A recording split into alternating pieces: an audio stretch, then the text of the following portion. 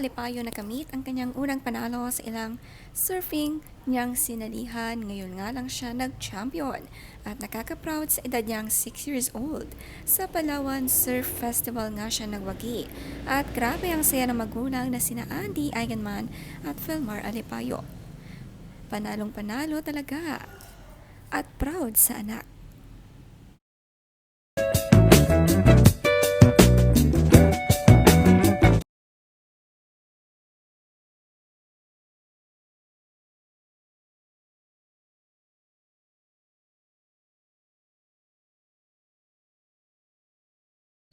Mataas nga ang score ni Lilo sa kanyang semi-final round. Ito nga ay 15. Maganda ang kanyang ipinakitang galing. Worth it ang training sa dagat kasama ang kanyang Papa Felmar. Proud na proud ang buong family, lalo na ang mga tita Stevie Eigenman niya.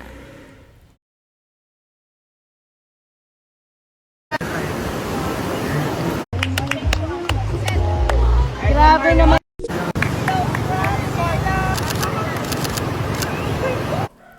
Memorable ngayon ang Palawan sa kanila dahil dito nakamit ang unang panalo at champion ni Lilo.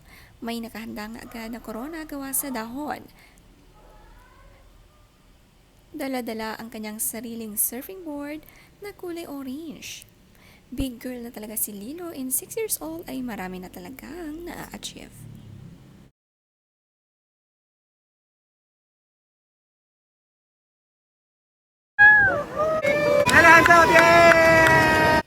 Sa GROM Revival 2026 Girls Push-In, si Lilo sumali at sulit ang pagdayo nila ng Palawan. Ang little girl pala ang mag-uwi ng trophy sa Siargao. Mas panalo nga ang parents sa ngiti nila. Napakasaya para sa kanilang little girl.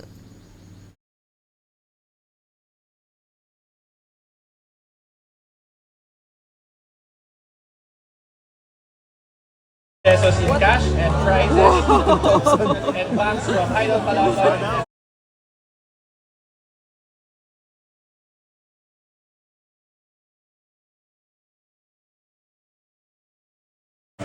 Good job, guys! Proud na kinuha ni Lilo ang kanyang trophy sa stage. Deserve ka ang napakagandang trophy na ito. Nanalo din siya ng cash prize. Nagmana talaga siya sa kanyang champion na Papa Felmar.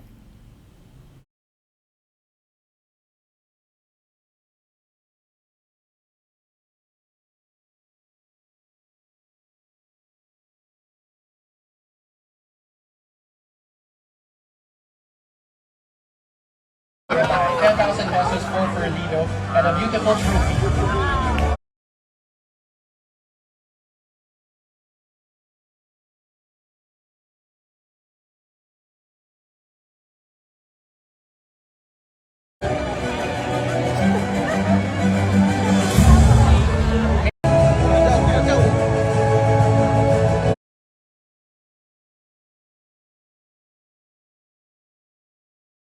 Good job, Rowan! Good job!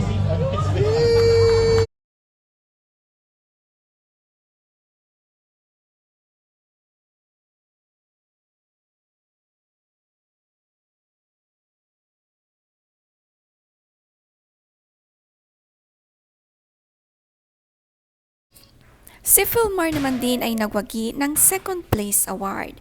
Pati nga si Kowa ay nakakuha ng award pero sa awarding nga ay nakatulog na ito. Kaya naman buhat siya ni Mama Andy na kinuha ang award.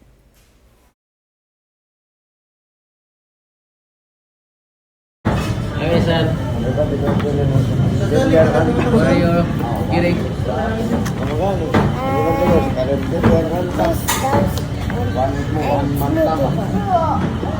English breakfast and smoothie bowl.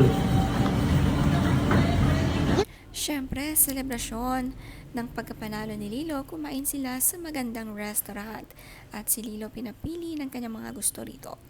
Ganito nga sila palagi tuwing kakain sa labas, alam kung anong gusto at pinapipili sila sa menu.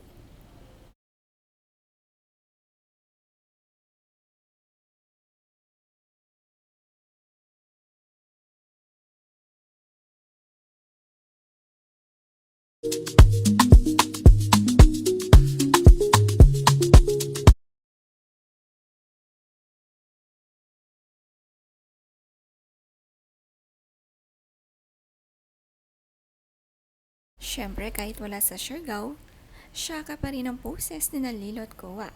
Tinuturoan nga ang mga ibang nandito sa Palawan. Namimiss din nila ang kanilang isla. Relax mode na si Lilo ngayong panalo na siya at masayang uuwi ng Siargao.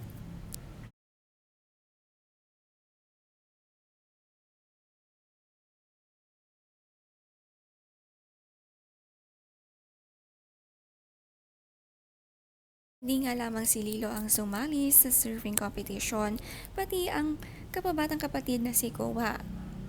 Si Kowa nga ay nakamit ay 3rd place, sabi ni Aldi.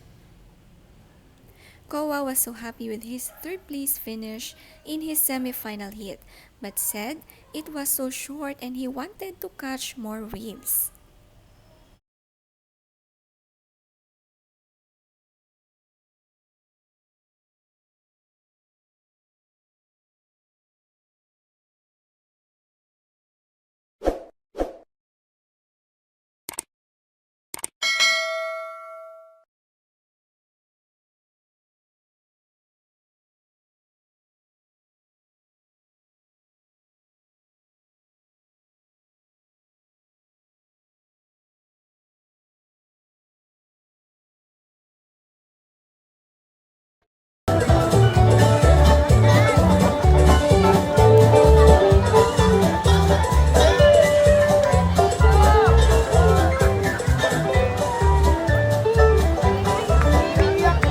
Happy birthday! Speech! Speech!